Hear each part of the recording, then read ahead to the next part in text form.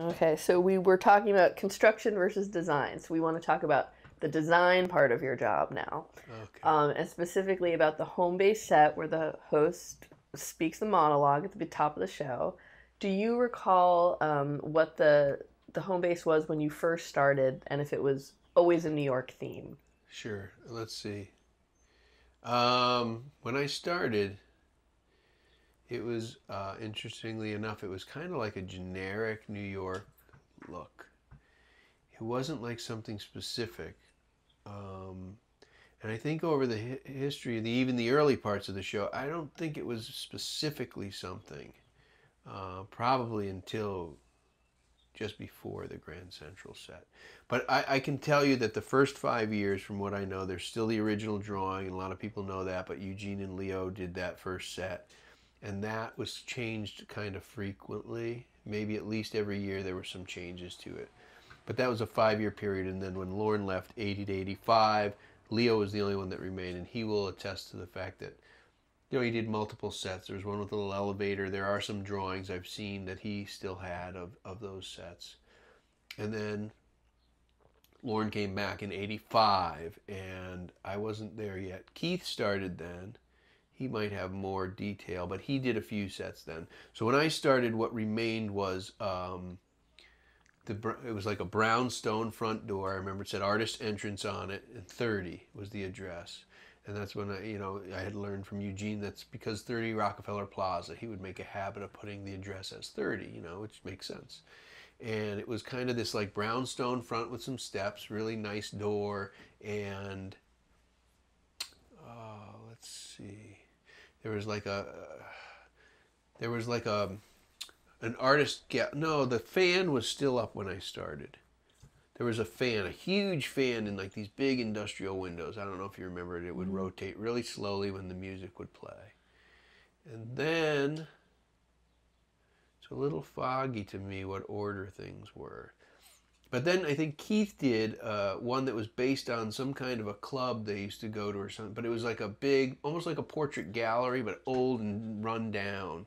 And he had some big artwork framed up on it. It looked like some Art Deco art, if I recall.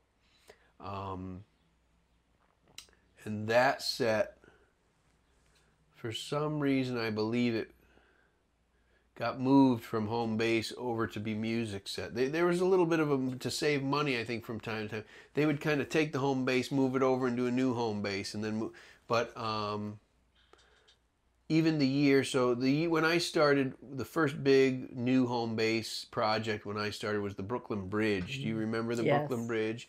It had a big it had all the details from the Brooklyn Bridge, but it morphed into the existing set that was still home base. It morphed into still being the front door in that brownstone look. So that was the Brooklyn Bridge set, and I guess not shortly thereafter is when the Grand Central idea was something I pitched, and I was fairly new, and there was talk of it's time to do a new set. It's time to do a new set. And I said to Eugene, wow, you think I could do it? Would you like me to do some? I have some ideas. And he said, yeah, sure, go ahead. He talks kind of like that. Yeah, whatever you want. I said, yeah, show me.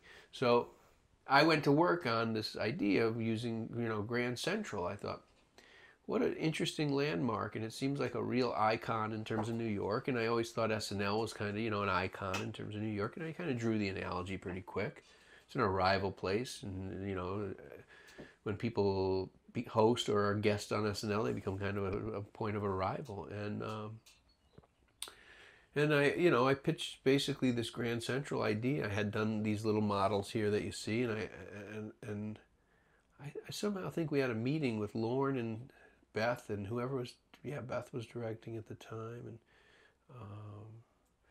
and I basically said, let me show you what I got. And they said, sure. I actually remember bringing the model into a meeting with Lorne and other people. And Lorne said, that's great. When can we have it? I remember that. I thought, it was like one of these, like there was really not a lot of discussion about, I like this, I don't like this, this is good, this is bad.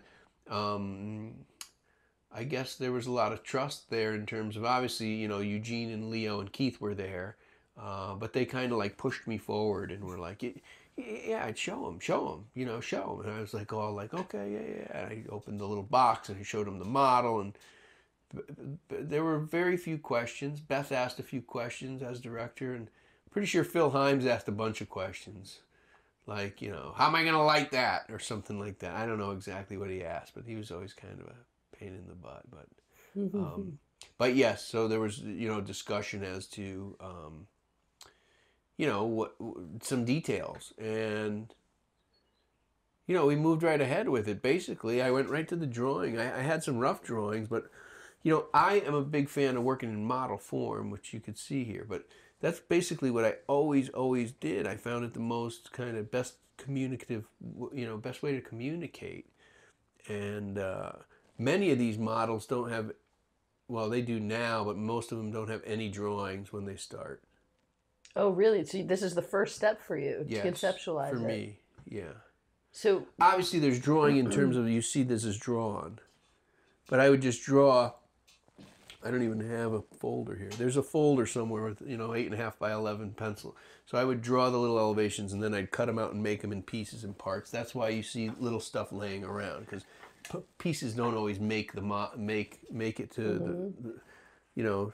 But this was one of the early ideas for taking away this middle proscenium element and making it like a single arch for the two sets. now, how much research did you do at the real Grand Central before even making the model?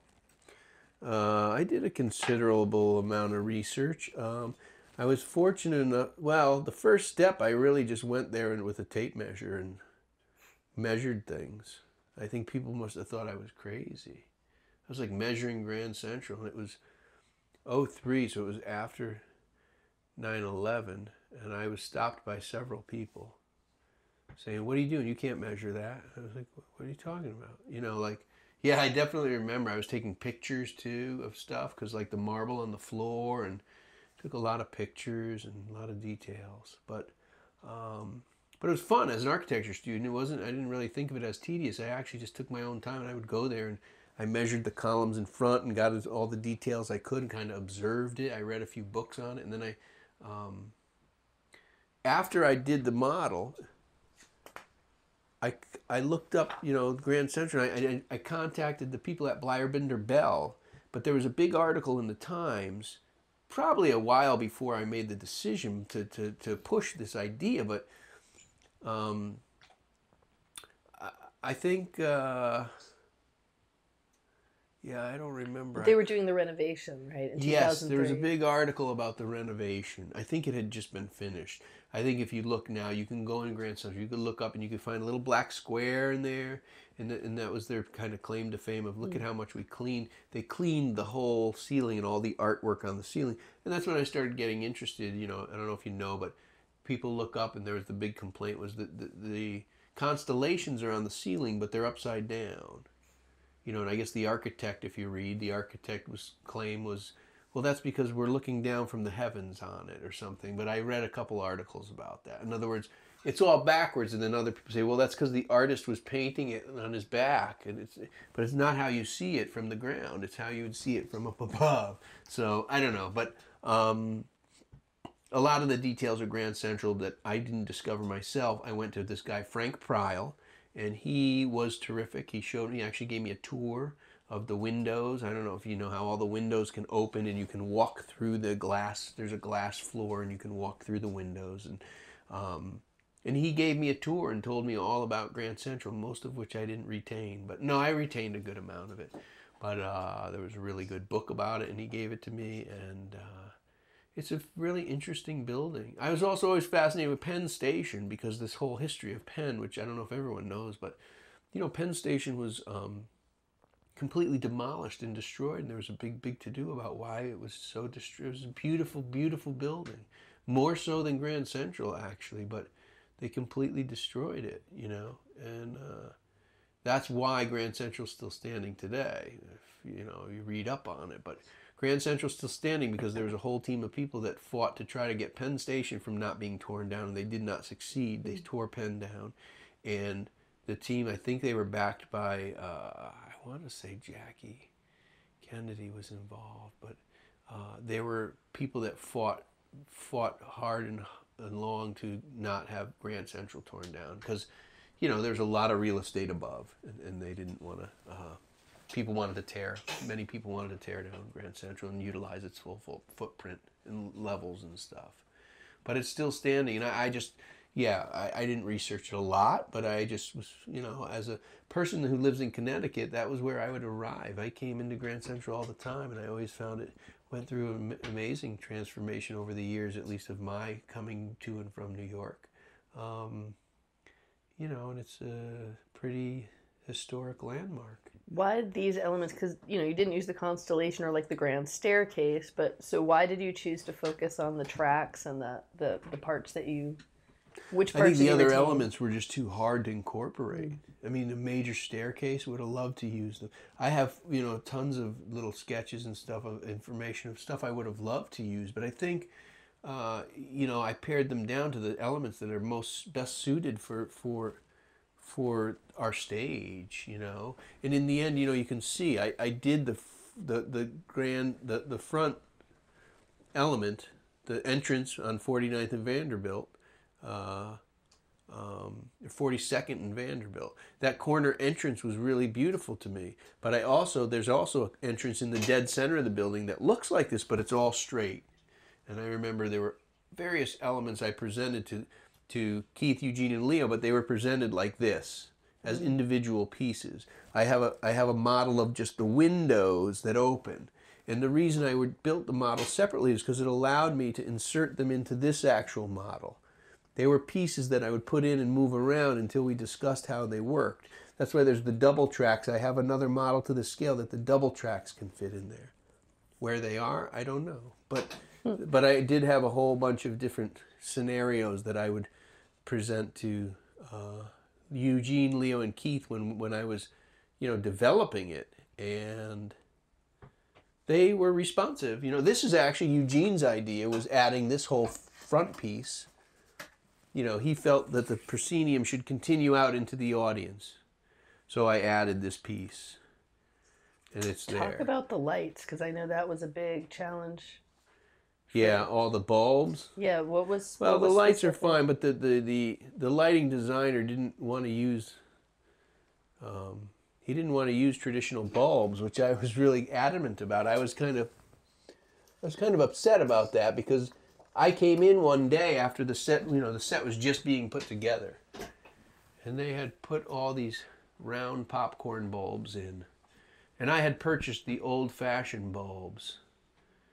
And they said, we couldn't find them. They weren't sent in, and they were sent in. I don't know where they were. We found them eventually. But he had, you know, a closet full of light bulbs, Phil Himes, and they decided to put all these round popcorn bulbs, we call them. They're round and white. And this is on a 3-bulb chase, so they blink, blink, blink, blink, blink. And I swear to you, it looked like a carnival. It made me, like, I was really upset. And I remember saying to Phil, like, Phil, haven't you ever been to Grand Central? These lights aren't right. Even in the early days, it was filament lights, but even later, like now, it's just regular white incandescent bulbs, which I sent in as well, but a normal bulb. And I said, you know, I sent both of those options in, and you choose a third. Like, it looks silly to me. It almost looked like it looked like a carnival. It looked like, you know, the Ferris wheel, and all these lights blinking. And it was, it was a big to-do. He said, well, that's the lights I'm using. And then I said, no. You can't. They look terrible. They don't look it. And I called Eugene, and he said, well, just tell him. I told him. He doesn't want, you know, it was one of those early struggles I had. Early kind of, you know, you don't want to scream and stamp your feet and scream, but, you know, it just looked wrong to me. And there was no sensibility to the design, in my opinion. And eventually I won the battle, but it was a tough one. And, you know, they put all the filament lights in, and I think it looked a million times better, you know. Yeah. But I don't know how many bulbs, but they had to take them all out and put all the other ones in, and it's a lot of light bulbs. What about the idea for the music stage, which is next door? How did you decide on that aspect? Well, I thought that those middle windows were fascinating. In fact, the model doesn't even show it that well, but there's all the old mechanisms in the windows. And if you look close when you go into Grand Central, you can look up, you can see people walking through the windows. Not a lot of people know it, but there's glass walkways that you can walk, and it's access to the other, each end of the upper parts of the building.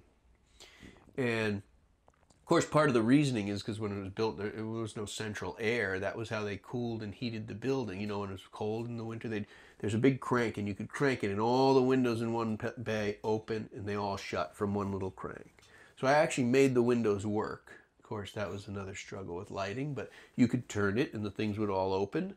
And I figured, you know, if he wants to put them at a certain angle one week, we can. If we want to leave them shut, we can. But there's always reflection issues and stuff on the show with windows and glass, so they're just empty. They were never filled. But then there was discussion of using some kind of screening or scrim to let them pick up some light. So I had all these screens made. I don't know how many. There was like, you know, 50 something screens or something. Put all the screens in. No, we don't like it, and we took them all out. They never got used. But the idea was, actually, the basic idea to me was, there's something that always kind of bugged me about the show in terms of the lighting, was that, you know, the lighting instruments seemed to be kind of all over the place, and it always bothered me that they were visible, not the light itself, but the sources. And they tend to put them on the stage and put them all like a concert, and they do it in music concerts and stuff, and it's kind of acceptable to me in a concert situation. But at SNL, I thought it'd be nice not to see the lights. So this double window bay, I had bars in there to provide place to put all your lights and instruments, and so that they could be less visible. There were pipes to put them on, also behind the proscenium on both sides, and across the top there were places to put the lights so you didn't see the instruments. Because when the set first went up, to me it looked really beautiful, because it looked clean and empty, and it was the true architecture. And inserting a band in there didn't bother me either, because they're there to play, but the instruments always bothered me. So the intention and the use of those elements made it possible for me to kind of conceal some of them. But unfortunately, that wasn't the same. We didn't see eye to eye, really, lighting wise. But not to say that it doesn't. They didn't do a nice job with it. But I thought the visibility of all the instruments was always kind of clutter, and you know, the cables all over the floor and stuff. I thought, wouldn't it be nice if, you know, in a real set or in a sitcom or in a you know, you would never see a light on the floor, or, you know, an instrument. You would just see the source. You would see not the source, but the instrument. So part of that was the influence for these. The schedule board was an illuminated board. The 30 Rock, you know, because we knew this isn't, the address for this isn't 30, I thought I could take that idea and translate it, and it'd be nice to give another take on it. So track 30 was kind of my approach. Okay, well, we don't have 30 for an address right now, because everyone knows Grand Central isn't 30, 42nd Street. So I used track 30. So that's kind of how it developed. There was a lot of, you know, moving around. You can see in the littler model that the tracks were in the upstage position, and then one track got moved to the left, and the windows were in the stage right position, and they got moved upstage. What about incorporating like that original clock from the very first show? Well, that was definitely something I struggled with at first, and then I thought, well, it's got to be a way to do this, and I realized, well, there's no reason we can't do a little storefront. In the clock, you can even see it in the model if you look close, but there's a clock. I see the one on the top left. Yes. So I thought, if it's a storefront, when you dress a storefront, no matter what kind of store it is, there's usually some little props in the window, and you go to a clothing store or go to any store. So, but Keith, being the person that's kind of responsible for all the dressing, I didn't really have a strong opinion about what's in that window. I just knew we would need a little place for the clock. So I think he ended up making it, he got a nice neon in one, and he ended up making it like an umbrella store for a few years, and I think it changed a little bit over time, but they're basically little storefronts, because Grand Central does have little stores all along it, so that was kind of why I didn't see it as being strange or unusual. So, are there other sentimentalities like that crop up design-wise, not just home base, but other sets? There may well be, but I Well, don't know. talk about how the challenge of putting the giant clock, the Grand Central clock, from the center of Grand Central Station. It's an Oh yeah, iconic. that was quite a challenge. That was also so originally, I guess the last set prior to that was the Brooklyn Bridge, and Brooklyn Bridge has a very kind of uh, transparency to it that's wonderful with all the turnbuckles and stuff, but you see through it very clearly. Mm. And Eugene, I do remember this. He took a piece of the turnbuckle and an I-beam, and he made this small element that became the foreground shot for when you watch any of the shows when we had the Brooklyn Bridge. And it was a wonderful piece, and they shot through it as an opener and pushed through. And it really felt, because of the way it was set up, it felt like the other side of the bridge. It kind of helped complete this depth to the set, and I really loved that. And I thought we can't not have another foreground piece, something. And I knew that clock. I always felt the clock was a real icon in terms of Grand Central. Everyone knows they meet at the middle of Grand Central. It's the clock, and of course, clocks are always, wonderful elements anyway. It's a time, I liked that it marked the time, Mm. and I don't even know if people realize, but it really always was the true time, and there's something fun about that. But partway through, pretty sure Beth decided when we do dress rehearsal, they'd set the clock forward to show that to make it look like it was the live show. I always thought it was great because it was never set at all. It was just the time, and when you shot, you could tell it was dress or air. But it's only the opening and closing shot anyway, so it wasn't really significant to me in terms of. But now they reset it every time for dress rehearsal too, just in case, God forbid, they have to use footage from dress to air. It'll be the right time. But it's rare that they ever do that, But I loved that it was a lot of the motivation from using that element was for me to show this is the true time of when we're doing the show. So as soon as they started setting it, I thought, oh, this is lame, But it's still a wonderful element, and it was a struggle too to get them to shoot it.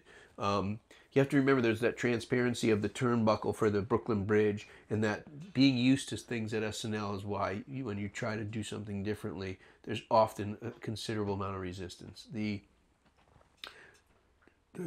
cameraman, Johnny Pinto, has been there for years. I'll never forget this either. He's on the boom, and he takes that opening shot. And he requested that I turn the clock upside down because it would be easier to shoot. And I remember being like crazy by that idea. I thought, haven't you been to Grand Central either? And part of me was like, I'm not like a real stickler for authenticity, but I said to him, it'd be like doing a Statue of Liberty, putting the flame upside down. It doesn't make sense to me. But it would have been easier for him to shoot. He wanted to pull. He said, you just turn the faces upside down. It's easy because the faces of the clock can easily be flipped. But it was the point of the detail that it would have been easy to take this shot and pull down off of it over the audience and into the set. I understand that, but it just wasn't. It wasn't going to happen, and I refused. And I think they all kind of realized that was the right thing to do, but sometimes we have ideas and we don't think them through, and I think that was one of those cases where they said, let's just turn it over. And I believe Beth said, yeah, we could do that. And I don't even know if Beth said that. I don't remember. I just seem to recall they thought it was like crazy for me not to consider that. And I said, no, it's not. That's not how the clock is, Well, when you're. also, this isn't like the example you had before of just doing a gesture for like a sketch. This is going to be every week. Yeah. Well, it's also it's an iconic building. It just when you're making something up like a living room, a kitchen, any set, and it's created from scratch. I have no problem with experimenting and trying things, but when you're using something as inspiration, I think it's really important to stick to the basics. And I think that was one of those things that to me was surprising. Like I was surprised by that. But this isn't a clock you purchased. You No, built. the shop built it, and we have a woodworking guy that does a lot of wood details and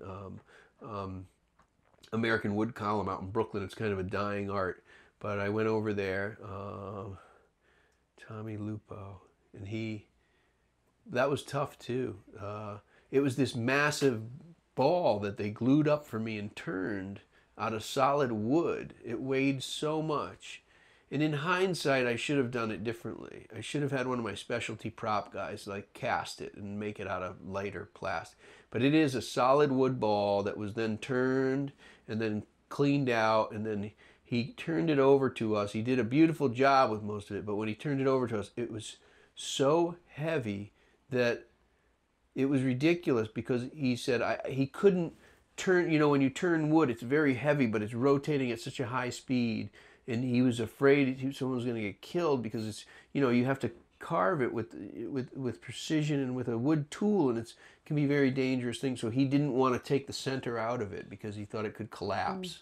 So it came to the shop, and I was kind of like, I remember being really bent out of shape and thinking, that's not what I asked for. And the shop said, that's fine, don't worry, we'll fix it. And they took, drills, and they drilled all the holes, and they cut it out by hand, all the interior part. And then we had to solve how to make, how to make this curved face, because it's a custom piece of glass. And, especially the mechanics. In the real clock, I'm sure that there's a central clock piece with 4 armatures sticking out and a real timepiece. And at first, I really didn't know how I was going to solve that. Once again, my, Saturday night senses kicked in, and I just said, it should just be a cheap little, I bought the little clocks. They're like $5, and they have a little face, and you use them when you make your own little clock, and they're very cheap, but I figured at least it's a small, I was bothered by the shadow, which if you look, it's still there from the mechanism, but the mechanism is small, and it's literally, they're all separate little battery operated clocks that are like dirt cheap, and we just took the hands that come with them and we gently bend them, and every so often we have problems with them, but they're so cheap that I have like a drawer full of them if any of them ever give out. They're not the most precise pieces of timekeepers, but they do the job, So there's a real clock, little $5 clock inside the spherical clock. Yeah. On the back of the face. If you look at the opening shot, you'll see the shadow, the little square shadow in the middle. Always bugs me, but most people don't notice, but now they will. So. Now they all will. Yeah. So were there other ideas that you had from the models or from your original design that you had to sacrifice or just didn't make it that you wish had? Funny enough, yeah, well, there were plenty. Actually, there's some of the foreground stuff are where that comes, but the main elements actually fell together much easier than I thought they would. There's a certain transparency to the middle wall between home base and music set that was for the first time kind of explored with the the Brooklyn Bridge set. And Eugene had a piece of chain link fence in there. And I remember seeing the music set, and when you shoot through, you'd get some glimpses of the home base. And it was nice to get some depth, because often we kind of box in at SNL. We have the 3-walled set, and it's because, we don't have the depth that a real studio might have, or a big studio. We're always trying to cram other things in. So when you have the opportunity to shoot through, it gave the real nice depth to the home base, to the music performances when he did that. So I wanted to repeat it. So I put the windows are in between home base and music set, and you can always kind of see a little glimpse of the home base through the music set now. But in terms of the other elements, I had a whole bunch of elements. I loved the clock in the middle at the top of Grand Central. I thought that would have been a beautiful. These were all ideas for the foreground, and I think I don't know what made me go with the clock. I think because it's so recognizable. But I had the little ticket window that you see that we talked about. Thought it would have been interesting to have a couple of options for foreground pieces. But when the budget came in for how much it was going to cost to get it all done, those were the first things to go. I had the foreground pieces that I was showing you also that would just like hang out in front and do like a reflection of the existing kind of Grand Central. There was a smaller one to make it much more manageable. And there was just a segment of the balcony that's interior, But in the end, they were always just kind of like in my back pocket in case we get a chance to do another foreground piece. But we never did. I think the clock worked out well. I think it was kind of, successful. Yeah, for all the reasons that you said, that it marks time and you know where you are. So this set has outlasted all other sets. Yeah, it has in time anyway. But yes, we were talking about kind of the timeline, and I think it's just a product of just I don't know why, but I would love to see a new set done soon, sometime soon, but I don't know if it will. It's like the whole discussion that we've talked about a few times about the changes on the show are always met with kind of a lot of resistance, and I think it's just out of the it's like comfort comes, familiarity brings comfort, and I think people have become very familiar with and comfortable with the Grand Central set, and there's a certain kind of hesitation or reservation from doing something new or different. But I do think it's overdue. I think that was always something that was really fun to me, is to see a change in the home based music set. But that's not for us to decide so much as I think I've gotten feedback that says Lauren really doesn't want to likes it, and he's happy with it and isn't necessarily interested in seeing it change. But I don't know. I can't really speak on his behalf. I think there's just this comfort level of it being up for so long that part of it was a budget thing, I think, too. I pushed a few times and said, we should do something different, do something new. And they did redo the music set a couple of times. But the home base has remained. So that's been up since 2003. So it is a very long run for it. So what is that, 15 years? It's a long time. You didn't get feedback, you said, from Lauren or anyone when you pitched it. What about when it was built? Did people talk about it, or were they? I remember Keith saying, because I was kind of green at the time, but I do remember Keith saying, I put it in, it was the same year as Wicked. Eugene was doing Wicked at the time, which, so he was really busy. But he came to visit a bunch of times and looked at it, and he was always, thumbs up, looks good, looks good. Keith was involved in really just the dressing in the windows, and he ended up helping, obviously he got all the fixtures. He got some really nice fixtures to close to the ones that are out in front of Grand Central, dressed in the windows. Leo helped with the drawing of the music set. He said, let me draw some for you. So he did some of the drawings for the music set.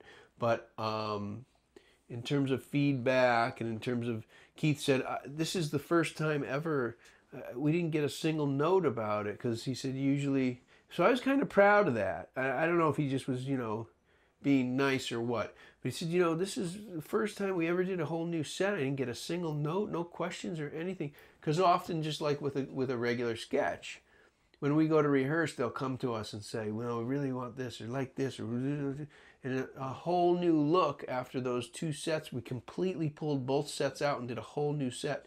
And there were no really issues or problems or questions. And, I was kind of proud of that, but I don't know if it was just out of, good fortune, or just happened to just be when you do something completely new, you don't have anything to compare it to. So how could you say this is missing, or can we fix this or that? It seemed to all work for me, and it seems to have worked for many years, but it's nothing special, in terms of, it's still just the three-walled set, and the architecture is beautiful. It's from a, kind of a bygone era of building making and build construction that just couldn't be done now, just like the show couldn't be done currently. It's not without tremendous effort and expense. So I think that's part of the attraction.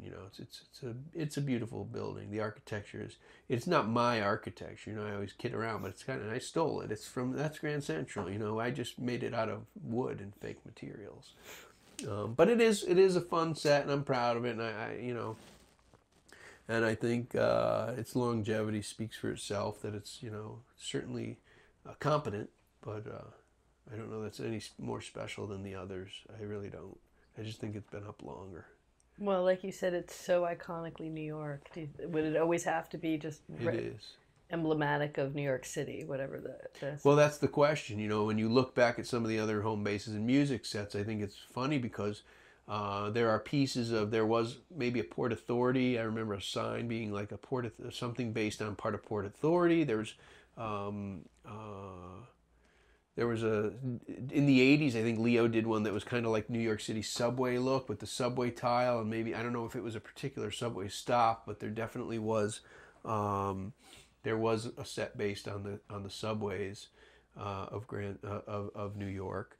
But no, it does bring us to the idea there could be something a little more.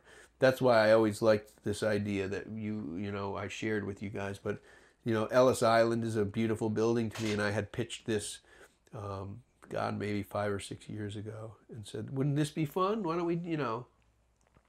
And the truth is, the set isn't always based on a very specific piece of architecture. But I thought this starts to lean a little more globally versus being just local New York. It's something wonderful about. It's something very iconic, almost globally about Ellis Island that people are familiar with. Its gateway to the country versus the gateway to the city, which is Grand Central.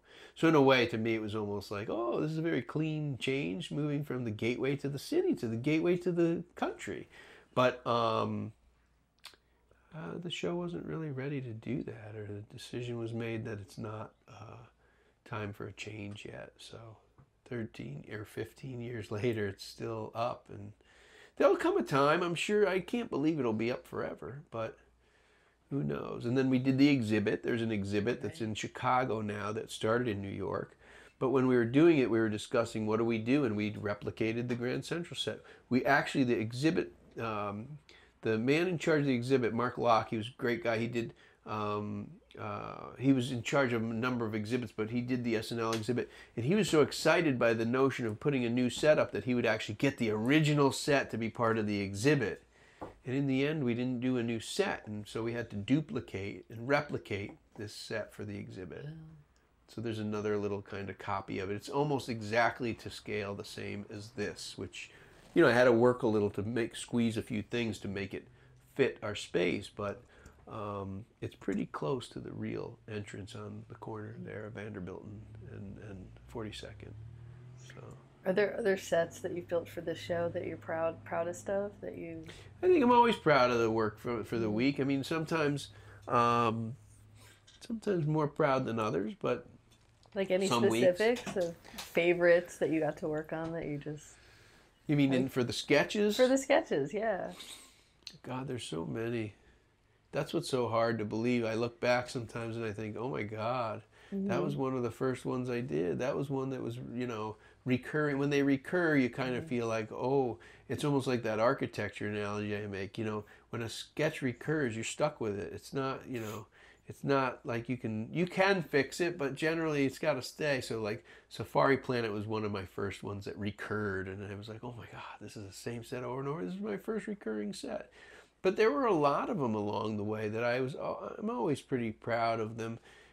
It's just nice when you get to do something different. Safari Planet's nothing really special either. It's quite a simple 3-wall set, 2 windows, all bamboo, but that was what the sketch was. And I think I attribute the popularity of it to Tracy, not to me. You know what I mean? Like, it's become, even the rhino in the middle with the big horn, that was Keith got that. I didn't, originally I asked for some kind of safari animal or some kind of stuffed thing and see what you can find, and he found that thing and he was like, hey, this is perfect, a big rhino with the horn in the middle.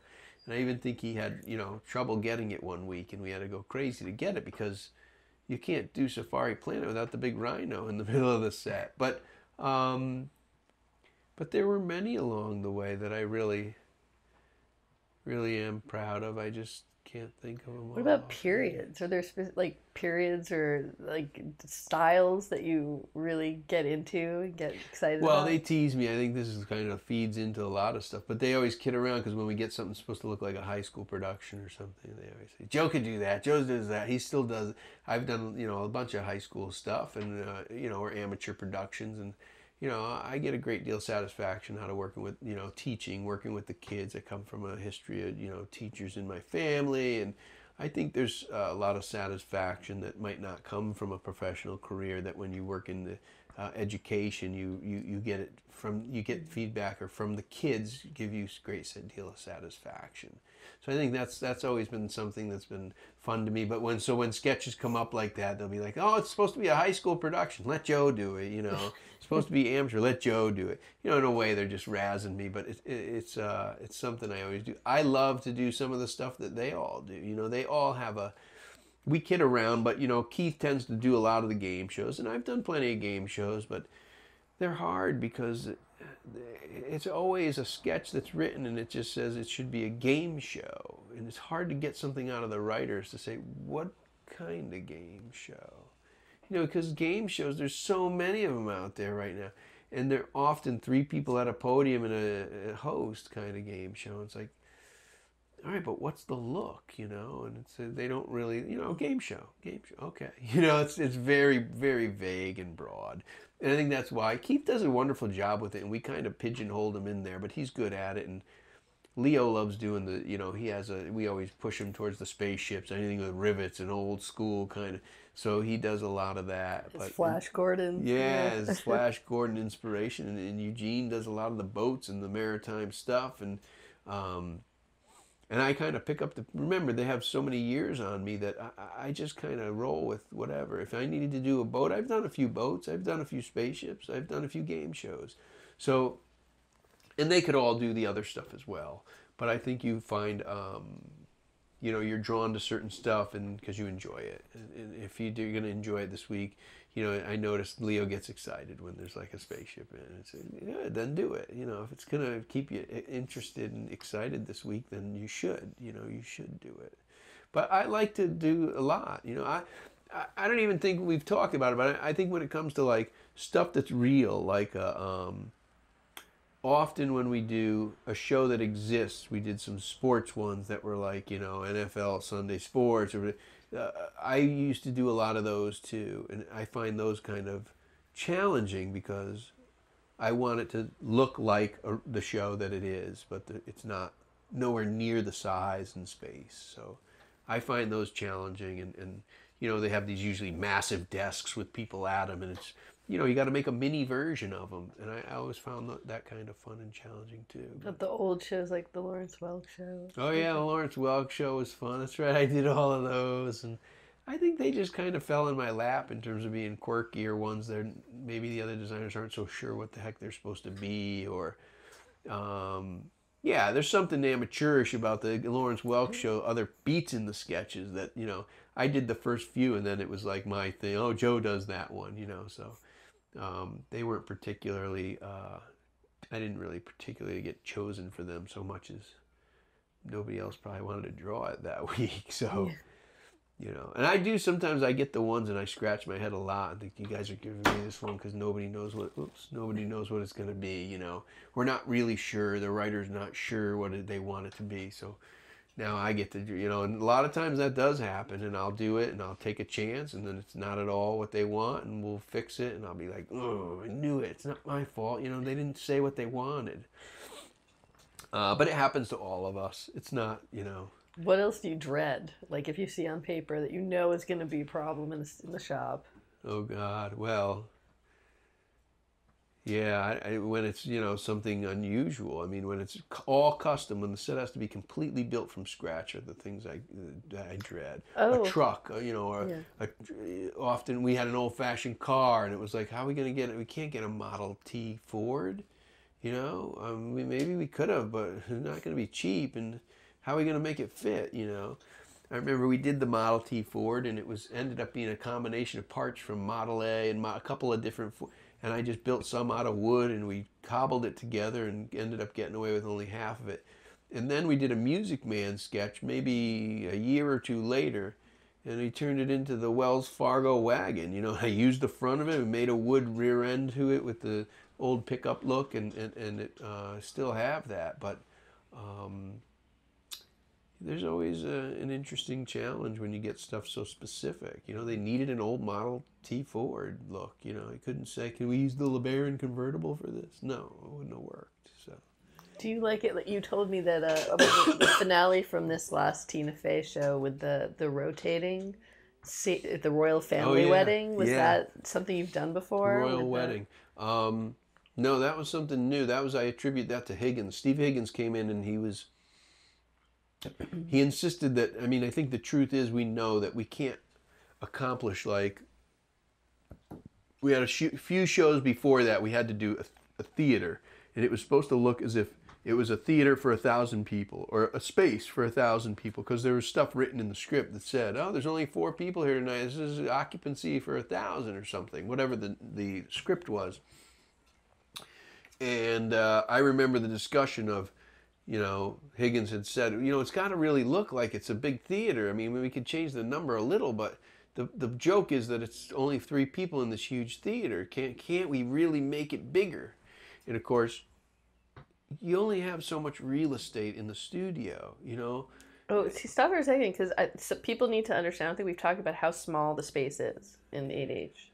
Yeah, I mean, it's hard to tell you the dimensions of it, but I think people even seeing it on camera or in the bumper shots, it looks a lot bigger than it is, but I'd be hard pressed to give you dimensions on But this you can only theater. fit how many There's sets? only so many. I mean, it depends on their sizes, but there's stage 1 and 2 is the home base and music set, home base 1, 2, 3A and B. You can fit 2 sets up there generally. Our average size. Our sets are only about 22 feet wide, and biggest sets maybe. It's not that big if you really lay it out on a tape measure and see. And 2 of them next to each other. If you do it a little bigger, you got to shrink the other one.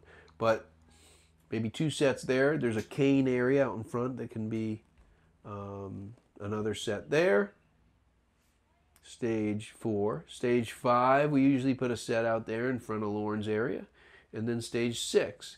And mostly everything else on the show has to roll around or be broken down or set up on the tongue. And you can do a lot of breakdown and set up sets, but it's a lot of work, So for the crew and for the transitions and all. So generally we have, 1, 2, 3, 4, 5 permanent locations, and even those have to break down a little bit and roll around a little bit. Even if it's the side walls have to be able to collapse in so we can move cameras and stuff around. But you'd be surprised at how little room there is there. Yeah. So to do the royal family, the contraption. Describe the contraption. Right. So with that massive theater, we actually pushed hard to get the graphics department to duplicate and do like you would do in a movie. And of course, they, just like we, moan and say, "This is a lot of work. It's hard for us to do this." They felt the same. They're like, "How are we have to make this digitally?" So they did, and they replicated the seating tables, and they just duplicated it and made it, digitally. But for the royal wedding, Higgins wanted, same idea. He wanted it to look bigger than it is. And I think it was really successful. I think it was a very smart choice on his part. But he said to us, "Listen, I want a turntable in this set." And of course, we all scratch our head because you do the show this long and you get this new idea, and it's the same as what we were just talking about. Something new is like, what do you mean? So his idea was that we make a room with a pair of doors up on the stage left side. And when we walk through the royal wedding area, everybody's at their tables. It's a wedding. It was a fancy room. There's a pair of doors that go into another room. But this pair of doors he wanted to put on a turntable. So we resisted, but we said, okay. We put the turntable there, and basically when the camera walked the person through the room and they stood at the 2 doors, that turntable, even though the turntable and the doors moved, the camera position and the actor and the doors felt like they were stationary, and the whole entire piece rotated. So after a little discussion of some script, he said, "Well, let's go see what's going on in the other room." And the audience never knows you're turning around because you're focused on this door unit. And they open the door and walk into that same, room because it had all rotated. And it was really worked well, because I had a few people say, "Wait, I saw that. How'd you do that? It looks huge." And the fact was, we were basically just turning around and going into the other room. And when the unit was turning around and the 2 doors, they were standing at the doors before they opened it and talking to the camera. The camera rotated with the doors, And they basically, all the extras ran out in the set, and we put all new people in the set, and they walked through, through, and it was, it appeared to be a separate room, but it was really the same exact room, just with different extras in it. So. I mean, I think that a lot of these technical feats that you guys are pulling off every week really don't get recognized by most people. Don't. It's not even registering how much work is going into it. Yeah, probably. Often they don't see what it takes.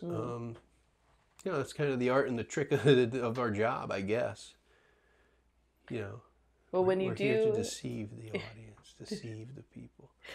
Well, when you do get recognized, like with the Emmy nominations and the award you got last year, I mean, what does that make you feel like? I don't know. We do it because we love it. I don't do it for the awards, but it's nice to be recognized. But if you're doing it for that reason, that's not why you should be doing your work in general, I think. And I think our whole department feels that way if you ask them, at least most of them. But or at least to a certain degree. You have to do what you do because you're passionate about it. And that's why I'm happy to be there, and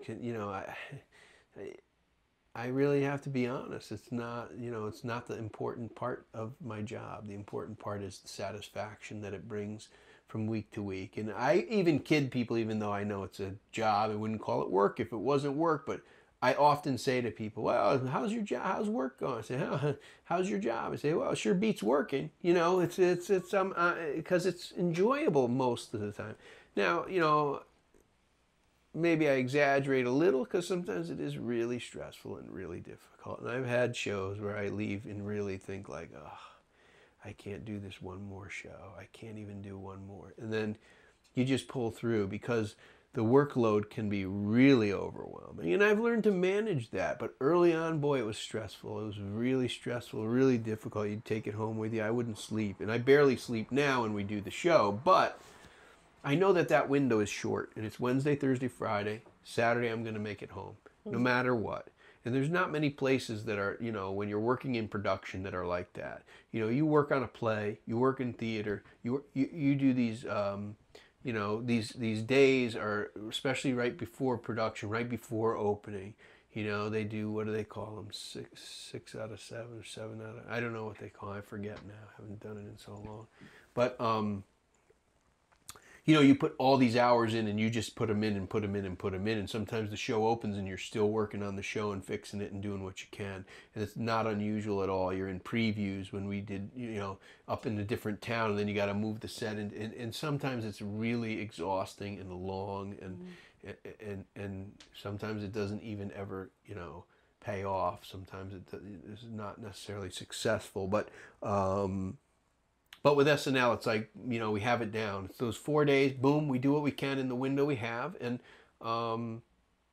it's still, there's always little bits out of the show you can take away and say, that was good. That was successful. That was, we learned something here. We learned something there. We did, there's always a new challenge, And sometimes there's not. Some weeks there's not. Sometimes I'm relieved to not have a big challenge.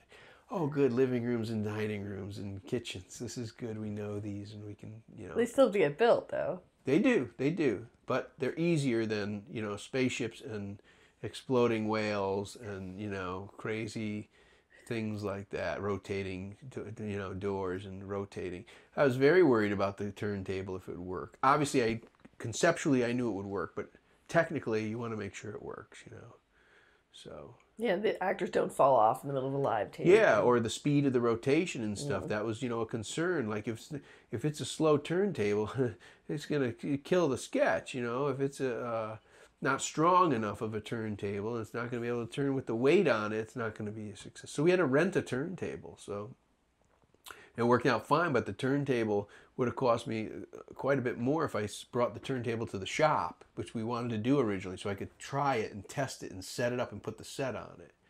But instead, the guy that rented to us said, I can't even make it on tomorrow. I think we called him Thursday.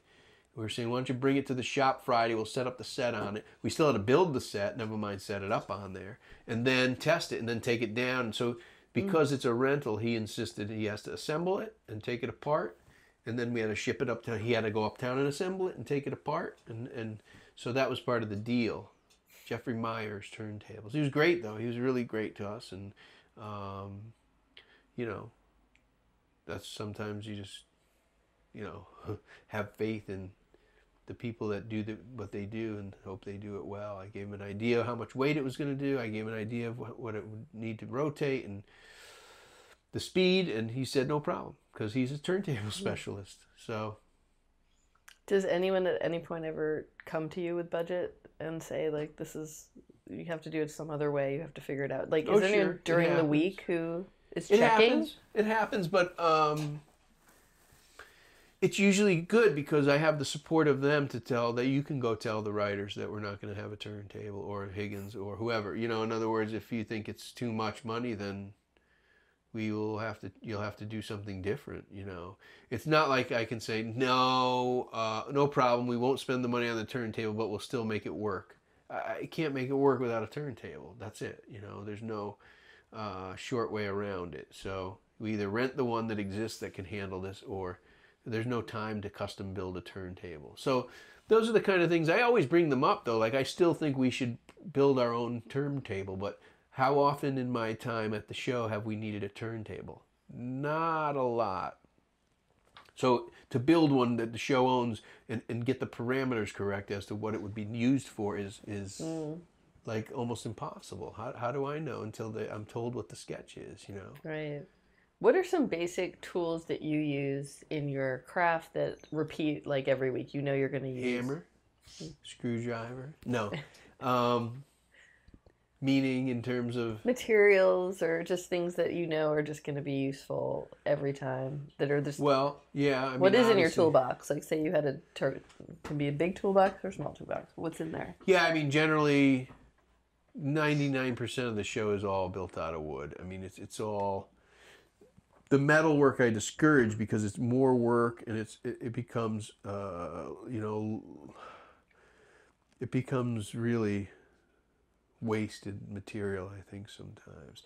Not that wood isn't wasted too, but the wood's more malleable. So if we're building things like a door or window unit, I can expand the window or shrink the window. But when we build metal stuff, Keith and I always talk about, he likes to have metal this, metal that. But in the end, on camera, in my opinion, wood looks just as good as metal because it's just how we paint it and scenic treat it. But the construction involved in welding is a bit more difficult, and the material is a bit more expensive, and then the attention paid to things like the joinery and metal work is really difficult because quick metal work, you see all the welds and it looks sloppy, and quick carpentry, you can hide that easy. A little sand, a little chisel, there's other ways to clean that up. But you're dealing with the camera, and you're dealing with what's on camera, and not to belittle what it looks like on camera and not being as important, but we always talk about like things like the mullions in the windows. We use a router to make them all the time, and the router causes a little round over in all the corners, and you'll never find, probably never find a real window with rounded over corners in all the mullions, and that's because they're really made like windows. And unfortunately, given the time, it's just quicker to just route the windows out, and it's not as noticeable. But we like to do as close to real as possible, but sometimes you just have to accept things how they are, or work all night long, And there are times when they insist on certain things, the other designers. There are times when Keith insists on metal, and I'll make it out of metal. But sometimes I'll plead my case and talk to him, just like when I need something like a piece of furniture or prop that I really want. And he might say, no, you don't need that, I say, come on, no. And it may be not. Sometimes I find more often than not, it's not as important as we think sometimes. The fine detail. Is it Ken, or is it someone in your department who's watching though the ticker on how much all the materials and props and rentals are costing, and the overtime of the carpenters? And No, the production staff is Kenny and Dina look at those numbers, and they get them I believe they get them Friday night. It's a little too late to argue. But if there's a big expense, I always kind of growl at the shop. But if there's a big expense and I just want to do it because I think there's no way around it, and I am sensitive to it. I'm not frivolous, but sometimes there's a big expense and they'll call, say, Joe wants to do these, it could be metal sometimes. He wants to do all these things out of aluminum. They're going to cost a lot of money. And they'll call and say, like they kind of tell on me. And they'll get a call back, say, or he'll go down then to Leo and say, Leo, how come this set's going to be so expensive? And, they'll say, just so you know, the material alone is going to be, we had a couple Formica jobs where it was like, the Formica alone is going to be like $4,000, and they'll call, and Leo will call and say, can you do anything to make this so-and-so set? I'm getting a complaint that it's too much. And I'll say, yeah, we'll talk to, whoever said it is, but we could just paint the wood. But, it's really, in the big picture, if I don't Formica a set all wood, out of wood Formica, even though it's $4,000 in Formica, let's say, well, then in the end, we're going to pay the painters to spend all day priming it, wood graining it, and making it look good. So it's always the expense might not be seen on paper there, but it comes out of the show somewhere, usually. Unless you can nix it. Unless you can say, no convertible car, all right, let's just do a bicycle. Whatever.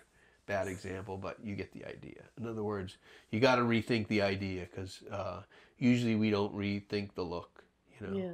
if we don't have to. Talk about the other departments you work with most closely. You mentioned, Phil Himes, and, it's like a negotiation, I guess, always between your vision and then how it's lit, how it's painted, what colors are you, like everything until the end. So how do you work with the other departments, and do you have much overlap with them?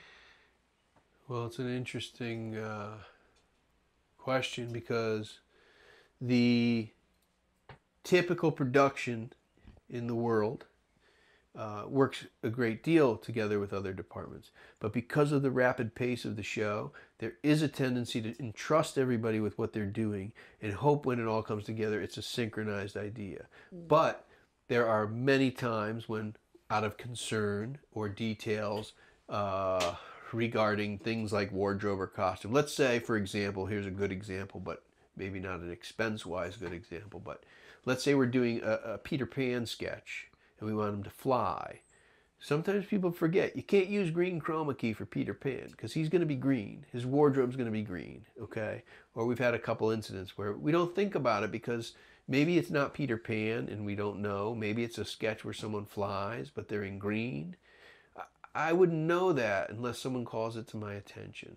And when you go to fly someone in green on a green screen, we have the option of blue, which not everyone knows, I guess, but you could do a blue or a green screen.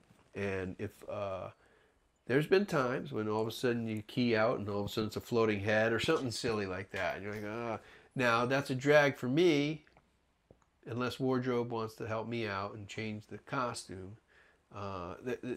There's sometimes that discussion. Tom Broker will sometimes, ask us specifically and say, do you think you can please repaint the set? He looks blue on blue. Not for chroma key reasons, but just for contrast. And we picked blue and we really liked it blue. But shit, now we got to repaint the whole set. Now, I don't repaint it, but I don't like to ask our team. And like I said, you're only as good as your team. Our team is great, but geez, I would really rather have painted it the right color the first time. But we just do it. That's what we do. And that's what Mark, our lead charge scenic out at in the studio, always says. We do what we do. That's because that's what we do. And Helene and Vinny, my right-hand charge scenics out at the shop, are, really break their butt to get done what they get done, and they don't do finish paint work. They're always slopping on prime coats all day, and I imagine as an scenic artist it's probably not the most enjoyable to just be priming everything all day, but we don't have the time to do the finish work, and they go up to the studio and work with Mark on Saturday usually, and they get to do the finish work there. But in terms of the other teams, it's, we work with them as little as possible is usually the best way to put it. Not on purpose, but just because we're too buried in, in doing the whole, making sure the whole, our job is done well. So yes, lighting sometimes we'll get at odds with them a little, but generally they do a really good job. Um, sometimes I had a couple sets. We did a set that was supposed to be like a haunted house, I remember, and I thought, geez, it's awful bright haunted house, not very scary, you know, and I kind of tiptoe in there, but I want to say, like, haven't you guys ever been in a haunted house? It's awful bright, you know, and and you know, you get, well, we have to light the people, and you're like, okay, okay, okay. So yes, if there's a majority of overlap, it's going to be with lighting and design usually. And this is not uncommon. This is not particular to SNL. This is very common in any of the projects I work with, in the theater projects, in the other projects I've worked with. You know, there's often a lot of give and take. Listen, lighting designers are designers, just like costume designers are designers and set designers are designers. We want to design, so do they. They don't want to be told how to do it. But sometimes for the sake of synchronicity, you got to insist or say, I want it to be dark, you know, I really, and I don't know if everyone would agree with me, but I tend to feel like the production designer is usually the lead on most of it. Maybe not, but you know, that's kind of a broad statement, but you know, you lead the look and you want it to be a certain look. So maybe when it comes to lighting, they're the lead. Not always with wardrobe, but you know, sometimes the best projects are when everything is synchronized and you all kind of do agree on where you're headed, you know, I think. So I don't know. But the other departments, it's not a lot of overlap. It's really not. I mean, the overlap is there because it has to be, but I don't work closely with Don per se because I'm in the shop, but Leo does because he's representing us there as our department, and he does all day Thursday and Friday. I don't work, God, at all really with wardrobe and makeup, really, but when there's a little overlap, we will. When there's a costume that's, what did we do? The crab diner thing or the lobster in the diner thing was hysterical. The Les Mis thing, yes. The Keenan. But the tail was considered a prop, and the tank was the prop. I had to make sure we built the tank a certain way. And wardrobe was, you know, took care of Keenan. But those have to be synchronized, or else, you know, you don't want the lobster tail to be like, you know, a cooked red tail if the costume's going to be like a lobster bluish green out of the ocean before it's cooked. You know, I don't know. That's just a simple example. But in the end, we didn't really discuss it, but it came out fine. You know, it was great. So same with props. Sometimes the props come in and the prop guys just know they're told to get ABC. They go get ABC, and maybe it's like bottles on a bar set and they look all dingy and all the others are brand new. It's like, well, this doesn't look right. It doesn't go with everything. So who's in charge of making sure there's a continuity or synchronicity between them? Nobody until it's not synchronized, and then we talk and say, can you do this or can we change that? Yeah. What about if, like, say there's like would they tell you if something was going to be shot in black and white to make it look like an old movie, and would that impact? Sure it would, especially when they decide on Saturday we're not going to shoot it in black and white now. It happens. But, you know, it's just like an old black and white movie. I don't think they painted everything black and white. It was real, and we do it like it's real in color, and hope maybe we consider the contrast being more important. But there are occasions when we wonder why it's not black and white, or wonder why did you change it back to color. But that's not for us to decide. If Don decides he wants to, or the writer insists it should be color, even though it's period, then it's color. So it does happen, but there's no way to really predict how and when and why. You know? You just have to serve the process. Yeah, basically you do. And we're constantly being thrown a little, you know, monkey wrench and, you know, or a little twist or turn, and we do the best to solve it. I think that's really the way it works. Have you thought much about whether what you do on that show is, as a production designer, would you consider it more of an art form or more of a technical craft? Well, that's where my overlap is both. You know, the designing aspect of my job is definitely part of the craft of, you know, artistic craft of designing scenery. But being in the position I'm in, I operate as a technical director, in my opinion, when it comes to the shop.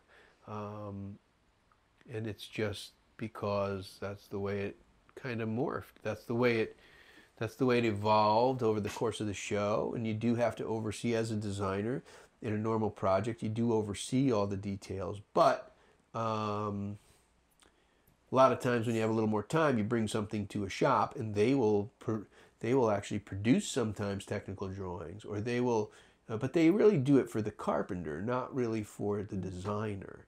Um, but some of my overlap is definitely related to the technical aspect. You know, it has to do with things like size and things like function and things like the carpenters don't really know that it's going to function this way. That's why sometimes they'll say, "Why do you want to build that way?" And I'll say, "Well, because it has to break away, it has to move, or it has to rotate, or for whatever reason." And then they'll understand. But a technical director usually does that. You know, they don't always know. You have to remember, carpenters are building things straight from a sketch or a drawing we've done. They have no idea even what the sketch is about. They just know the name of it, if even. You know, oh, that was called Lobster Diner. You know, why is it Lobster Diner? There must be a lobster in it. I don't know. It doesn't matter. I'm just building it. You know, so you know, even the lobster tank. It's like I had to order the plexiglass tank. So to accomplish this, to instead of put Keenan in it completely enclosed in a tank of water, which would have been a pain in the ass, heavy and not very comfortable for Keenan, we created a three-sided plexiglass tank that only had chambers. So they were small 3-inch chambers of water on three sides with bubble feeders in them. And it appears like he's in a tank, but he doesn't ever have to get wet. He gets in the middle. And, you know, and the challenge with that was a couple things, you know, but generally if you rethink the problem and take a little time to try to solve it another way, it can be better, you know. And I think that was a perfect example, you know. Initially we thought, oh, we got to make a full tank, and how's Keenan going to get in it? And that's when I thought, well, maybe we should just do small, thin tanks with, you know, bubble chambers in them and all. And it worked. It worked great. You know, it was fine. It made it easier for Keenan, easier for everyone. And then we were confronted with what's the wall on the back, you know. And that's when we didn't think about it right away, but said, you should make a little graphics or something solid there so we could paint it like a little back of a fish tank might be or something. So we got away with making it solid so you didn't have some transparency and what do you see behind it. But, you know, it's always something different. Yeah. That's the beauty of the show. It's always different. It's unique. It's very unique. You know, some people go to work and it's the same thing every day, every day, every day. And for us, it's never the same. Rarely the same, I should say. Occasionally the same, but rarely. Well, for how hard you work to get on the show, I mean, what has kept you there for over 20 years now? Well, probably that, the variety. There's monotony is something that is something that, you know, can tend to discourage people all the time. It's when things are monotonous, they become, that's my opinion anyway, they become boring. I mean, maybe some people are happy doing the same thing over and over again, but it's a good job. It's a great job. Well, I couldn't imagine where I would go if I left, you know. So that's kind of why I'm still there, because it's always interesting. But has it been worth it for you? I don't know. How do you measure worth it? I mean, yeah, sure, it's worth it. It's. I have a great body of work that I put in. You know, it's 20 times 20 times 20 times 5, something like that. 400, 2,000, maybe. Does that sound right? We'll go with that. That's we'll just call it 10,000 sets, because all the ones that didn't make it. Right. But, you know, if you think about that, that's 20, a lot. Yeah, 20 sets a show. 20 shows a year. Yeah. 20 seasons. 2,000. About 22. 5. Well, 23 seasons, right? I rounded it because I said about 5 a show, but I maybe only designed 3 or 4 sets a show. So trying to make the math easy. Over 2,000 Clearly, sets. I stumped all of you. But anyway, if you carry the 5, then that's a lot of sets to design, and that's, you know, maybe that's a little high, but It's between 1,500 and 2,000 sets. Well, so do you think you'll stay with the show until there is no show? I don't know. I don't know. I really don't. It is exhausting. There's no question. But there's this, there's this kind of, everyone kind of regenerates their enthusiasm for the show over the summer break. That's why the break's so nice.